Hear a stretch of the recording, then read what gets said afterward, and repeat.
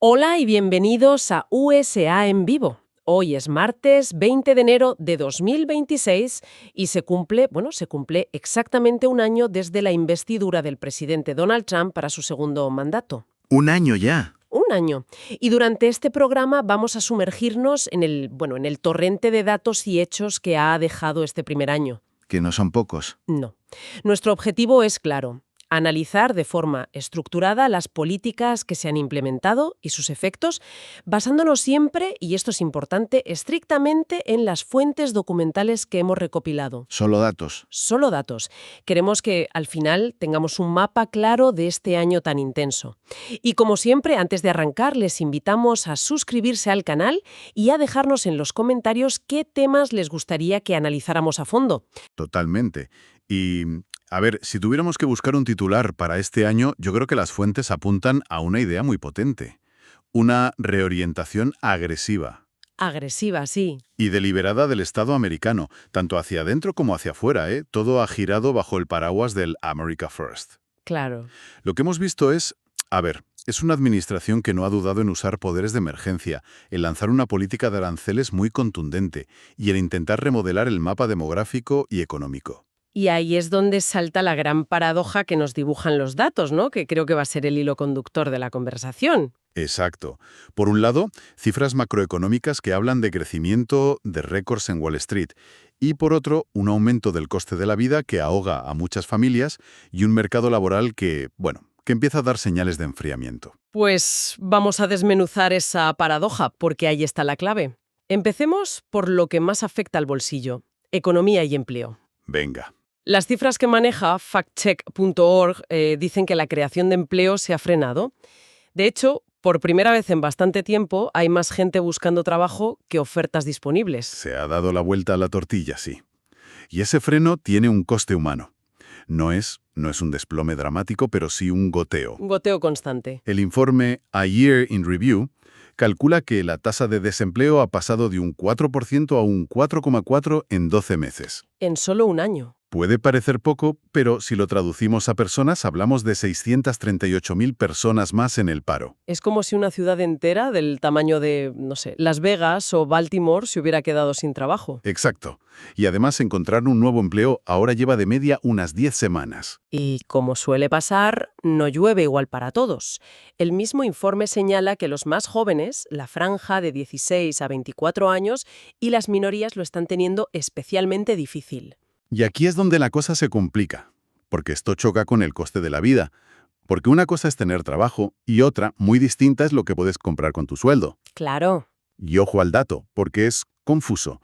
Una de las medidas de inflación más comunes dice que los precios se han calmado, pero la que usa la Reserva Federal como referencia indica justo lo contrario, que la cosa ha empeorado. O sea, que dependiendo del termómetro que uses, tenemos fiebre o estamos sanos. Menudo lío. Exacto.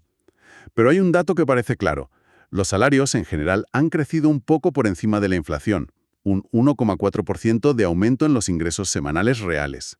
Pero el problema es que esa media esconde una realidad muy dura. Es la clásica sensación de que aunque cobres un poco más, Llegas mucho más justo a fin de mes. justo. Y el informe A Year in Review explica por qué. La administración prometió bajar el precio de la cesta de la compra, pero los alimentos han tocado máximos históricos en 2025. Y esa no es la única factura que se ha disparado, ni mucho menos. Lo de los servicios básicos tiene miga. A ver, El precio de la electricidad ha subido 2,5 veces más que la inflación anual. 2,5 veces. qué barbaridad. Y el gas natural que se compra al por mayor se ha encarecido un 56% respecto a la media de 2024. Esto significa que la factura de la calefacción de este invierno, Va a dar un buen susto a más de uno. ahí es donde ese aumento salarial del 1,4% se evapora. Y en medio de este panorama, una política comercial de choque. El concepto clave es aranceles recíprocos. Eso es. Un decreto de abril de 2025 lo puso en marcha y, según los análisis, es uno de los pilares de lo que la Casa Blanca llama su economía de producción. Suena bien, pero ¿qué es en la práctica? En la práctica significa usar los aranceles no solo para recaudar, sino como un arma. Un arma para forzar a otros países a bajar sus propias barreras. Y, en teoría, para incentivar que las empresas produzcan aquí, en Estados Unidos. Y recaudar ha recaudado, ¿no? Y tanto. El Financial Times hablaba en julio de 50.000 millones de dólares. Pero todo tiene un precio. Los mismos análisis de factcheck.org nos dicen que la deuda pública ha subido casi un 7% en solo un año. O sea, se expande el déficit para financiar esta nueva estrategia. Volvemos a la paradoja. Ingresos por un lado, deuda por el otro. Y esta redefinición interna, esta idea de sellar la economía, tiene un reflejo casi exacto en otra de las grandes políticas del año, la inmigración. Aquí las fuentes no se andan con rodeos, ¿eh? Hablan de un enfoque maximalista. Y de una campaña de deportación masiva. Sí, aunque ponerle cifras exactas es un caos. ¿Por qué? Pues mira, la Casa Blanca en abril dijo que iban 140.000 deportaciones. Otras fuentes en ese mismo momento decían que, como mucho, la mitad. Vaya diferencia. Y luego, en agosto, la CNN reportó que solo una agencia, ICE, ya llevaba casi 200.000. El número exacto es casi imposible de verificar, pero la escala de la operación es evidente. Vale, la escala es masiva. Pero lo que más me llama la atención es el cómo. ¿Cómo se organiza una operación de este calibre? Pues aquí está una de las claves que describen las fuentes. Se ha puesto a todo el aparato federal a trabajar en ello. El Departamento de Seguridad Nacional ha autorizado a otras agencias a colaborar. Espera, ¿a qué te refieres con otras agencias? Pues algunas que te dejarían de piedra. Por ejemplo, al servicio postal. ¿El servicio postal? Sí. O a la reasignación de agentes del FBI, que tradicionalmente se dedican a delitos federales graves, para que colaboren en tareas de inmigración. Se trata de usar todas las herramientas del Estado, incluso las más insospechadas, para un único fin. Menuda tela. Y no solo ha sido una cuestión de movilizar personal, también ha habido decisiones administrativas muy duras. Durísimas. En marzo, de un plumazo, se revocó el estatus legal a más de 500.000 de inmigrantes de Cuba, Haití, Nicaragua y Venezuela. Más de 500.000 de personas. Y en mayo se dio luz verde a terminar con el estatus de protección temporal, el TPS, para 350.000 venezolanos. Para que nos entendamos, eso significa que familias que llevaban años viviendo legalmente aquí, con sus trabajos, sus casas, Sus hijos en el colegio. de un día para otro se convertían en deportables. A esto le sumas redadas a gran escala, como la de una factoría de Hyundai y LG en Georgia, y la eliminación de la política que impedía arrestar en lugares sensibles. O sea que ahora se puede detener a alguien dentro de una iglesia, un hospital o un colegio. Exacto. Y por si fuera poco, está la política de deportar a inmigrantes a terceros países. Se han firmado acuerdos con lugares como Honduras, Uganda o Ruanda para enviar allí a personas que nunca han pisado esos países. Es una forma de externalizar el problema, ¿no? Totalmente. Y todo esto, esta operación gigantesca, tiene que tener un impacto brutal en la economía y en la sociedad. Es un terremoto. La agencia Associated Press calculaba en septiembre que 1,2 millones de inmigrantes con o sin papeles habían desaparecido de la fuerza laboral. 1,2 millones. Pero el dato más demoledor, el que te hace dar un paso atrás, es el de la Brookings Institution, de este mismo mes. Estiman que en 2025, por primera vez en medio siglo, la migración neta a Estados Unidos fue cero, Cero. o incluso negativa. Es decir, es probable que se haya ido más gente de la que entró. Es un cambio demográfico y laboral sin precedentes en tan poco tiempo. Claro, no se puede sacar a más de 1 millón de personas del sistema sin que se abran agujeros enormes en la agricultura, la construcción, los servicios. Es imposible. Y esa redefinición de quiénes somos dentro de las fronteras inevitablemente cambia la forma en que te presentas al mundo. Si la prioridad es la frontera y la producción nacional, ¿qué papel le queda a Estados Unidos en el tablero global? Hablemos de política exterior. Has dado en el clavo. Es la otra cara de la misma moneda. Las fuentes hablan de un abandono del institucionalismo multilateral. Suena a jerga de politólogo. ¿Qué significa eso para la gente de a pie? Pues significa pasar de jugar en equipo a jugar solo.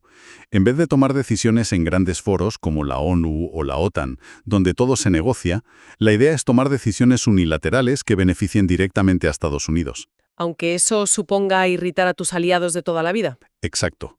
Y el estilo para hacerlo es, bueno, de lo más particular. ¿A qué te refieres? El libro America Revived lo describe como una diplomacia de teléfono móvil. El presidente usa su terminal personal para llamar directamente a líderes como Macron en Francia o Keir Starmer en Reino Unido, ¿Cómo dices? saltándose todos los canales seguros y a menudo sin asesores presentes. Las fuentes sugieren que otros líderes han aprendido que el halago personal es la vía más rápida para influir en la administración. Increíble. ¿Llama al presidente de Francia desde su móvil personal? Me imagino la cara de los servicios de inteligencia. Más allá de la anécdota, nos dice que la política exterior se ha convertido en algo profundamente personalista. Se basa en relaciones personales, en acuerdos directos entre líderes. Como el pacto comercial con el Reino Unido. El Economic Prosperity Deal, eso es, que se cerró en mayo. O lo de la OTAN. Cierto, la OTAN siempre ha sido un punto de fricción. Pues se ha llegado a un acuerdo para que todos los miembros suban su gasto militar a un nuevo objetivo del 5% de su PIB. El 5% es una cifra descomunal. Para muchos países es casi inasumible, pero se ha presentado como una victoria personal del presidente, que ha conseguido que los aliados paguen lo que deben. Y mientras se presiona a los aliados, también se ha actuado contra las organizaciones internacionales. Sí, en febrero se ordenó la retirada de Estados Unidos de varias agencias de la ONU y un recorte de fondos que podría llegar a los 500 millones de dólares. Es un golpe muy duro a la línea de flotación del sistema multilateral. Y aquí viene lo más sorprendente. Al mismo tiempo que se dinamitan las estructuras tradicionales, las fuentes listan una cantidad de acuerdos de alto el fuego mediados por esta administración que es para no creérselo. India y Pakistán, Irán e Israel, Ruanda y Congo. La lista es larguísima. De repente, Estados Unidos se ha convertido en el pacificador mundial. Lo que las fuentes sugieren es una estrategia muy calculada. No se trata tanto de resolver conflictos a largo plazo, sino de acumular victorias rápidas y mediáticas. Ah, claro. Cada uno de esos apretores de manos es una foto que demuestra que la diplomacia personalista y directa, el America First, funciona al margen de la burocracia de la ONU. Es una campaña de imagen. Claro, pero es una política un poco esquizofrénica, ¿no? Porque mientras se anuncian todos esos acuerdos de paz, el 22 de junio hubo un ataque militar directo de Estados Unidos contra las instalaciones nucleares de Irán. Que la propia Casa Blanca calificó de obliteración. Exacto. Es la doctrina del palo y la zanahoria llevada al extremo. Por un lado se ofrece mediación y acuerdos rápidos. Por otro se demuestra una capacidad de acción militar unilateral y devastadora. Es un mensaje muy claro al mundo. O negocias en mis términos O te atienes a las consecuencias. Y para cerrar este bloque, esta reorientación también se ve en el propio presupuesto de defensa. De una forma clarísima. Imagina que el presupuesto de defensa es una tarta. Lo que han hecho es mantener el tamaño de la tarta más o menos igual, que con la inflación significa que es más pequeña. Vale. Pero lo importante es cómo han repartido los trozos. Han cogido una porción enorme que antes iba a barcos, aviones o bases en el extranjero y la han puesto entera en el plato del Departamento de Seguridad Nacional para la Defensa de la Frontera. ¿Y de cuál ha sido ese aumento? El presupuesto del DHS ha subido un 65%. Es un cambio radical de prioridades. La amenaza, según esta visión, no está fuera, sino en la propia frontera. Con este panorama de cambios tan radicales, la pregunta es inevitable. ¿Cómo está reaccionando a la gente a todo esto? Pues los datos de Balopedia de hoy mismo nos dan una foto muy nítida de la división. La aprobación del presidente está en un 42%. Pero, ojo, la del Congreso es de solo el 15%. ¿El 15%? Poquísimo. Y solo el 37% cree que el país va en la dirección correcta. Hay un descontento generalizado con la política, no solo con una figura. ¿Y qué es lo que más preocupa a la gente? Depende de cuándo preguntes. Una encuesta de Ipsos de diciembre decía que la preocupación número 1 es el coste de la vida. Lógico. Por lo que hemos hablado, sí. Pero es que la misma encuestadora, en octubre, decía que lo que más preocupaba era el extremismo político, por encima de la economía o la inmigración. Las prioridades de la gente bailan, pero siempre sobre esos tres ejes: el bolsillo, la polarización y las fronteras. ¿Y ese descontento se ha quedado en las encuestas o ha saltado a la calle? Ha saltado. ¿Y de qué manera? El Crowdcounting Consortium, citado por The Guardian, ha registrado más de 10.700 protestas en 2025. ¿10.700? Es una barbaridad. Supone un aumento del 133% respecto a 2017, el primer año de su primer mandato. La movilización social está a flor de piel. Y supongo que sobre todo en zonas tradicionalmente demócratas. Pues ahí está el dato más revelador. El 42% de los condados que votaron por Trump han tenido al menos una protesta. Ah, mira. El descontento no está solo en las grandes ciudades de las costas, se ha extendido por todo el país. Y la tensión también se nota dentro de la propia administración. ¿En qué sentido? Ha habido una rotación del 29% en el personal de alto nivel, en el llamado A-Team. Trabajar en esa Casa Blanca debe ser como participar en un reality show de supervivencia profesional. Bueno, hagamos balance. Ha sido un año de terapia de choque. Políticas muy agresivas con resultados económicos de luces y sombras, esa paradoja de la que hablábamos.